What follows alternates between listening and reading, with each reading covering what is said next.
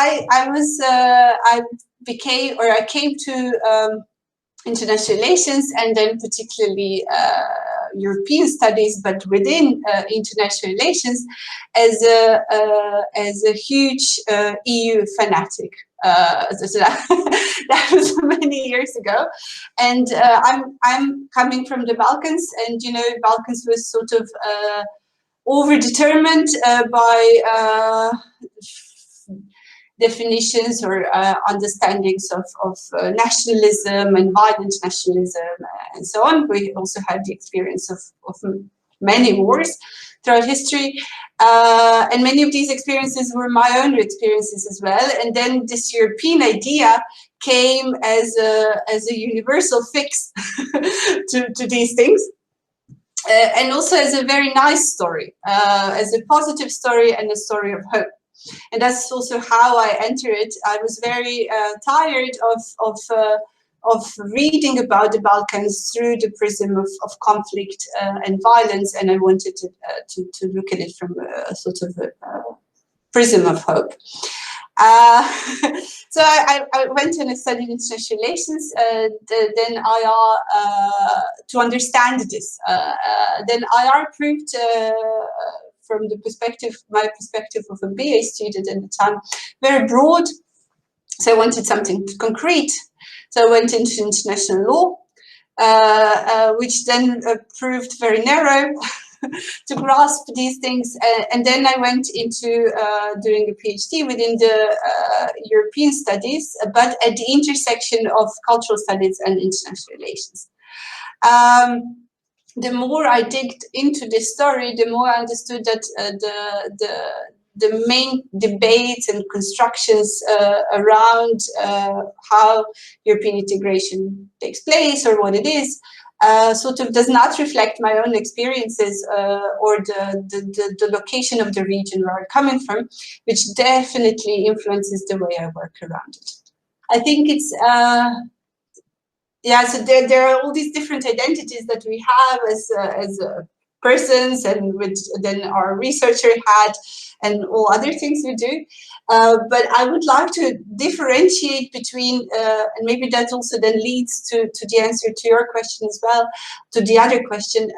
There is a difference between doing critical work on European integration and criticizing the EU. So there is a whole field of scholarship that actually makes that difference possible. So critique is not about criticizing. So that's one thing. And I also think that believing in the idea of Europe does not mean that we should not question where does this idea come from, and what does it make possible, also in terms of for instance, things that have been silenced through the European integration projects, such as, well, the most obvious one is the link between European integration and the colonial history of member states, but also in that context, the EU as such. So that's, but I want to stress this difference between criticizing and critique. I also think that there are a couple of things that I would like to stress here that influence my answer. So first thing is that I have a permanent position, which makes my work less precarious in comparison to many other colleagues out there.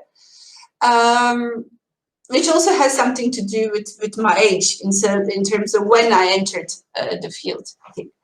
The second thing is that I'm based at a Western institution, which gives me access to many things that, again, a lot of colleagues do not have access to. So I also feel a bit uncomfortable speaking in the name of all women in academia. But yeah, so that's the context. So to answer your question, every day I think it's first I think, oh, it's getting better. But then I recently read there has been an archive of anti-fascist women's movements in Yugoslavia, where also the struggles of the position of women in the broader anti-fascist movement has been discussed. And I thought, well, these issues that our grandmas were raising are the same issues that we are raising now. And then my optimism sort of diminished a bit. So this whole, so they were then in these archives, which becomes very clear is that anti-fascist women's movements were talking about a need of men stepping back and making place for different voices. And I think that this need is still very much important, and this struggle is very much important these days as well. So to move from this very abstract answer to a bit of a more concrete one, I think that in specifically in the Dutch context, and I'm a bit speculating here because I'm not really familiar with the Dutch to that great detail. I think what makes it also difficult is how care work is very much gendered. So there is a huge gap between who does the care work, also in terms of partial, part-time work, and how that is organized. And working 3 days a week does not really go well with successful career in academia, and in that sense, many women then end up in different positions, which does not help the situation. And I think if I would need to name one, I would say it's not what, but how. So I think that what has been overlooked is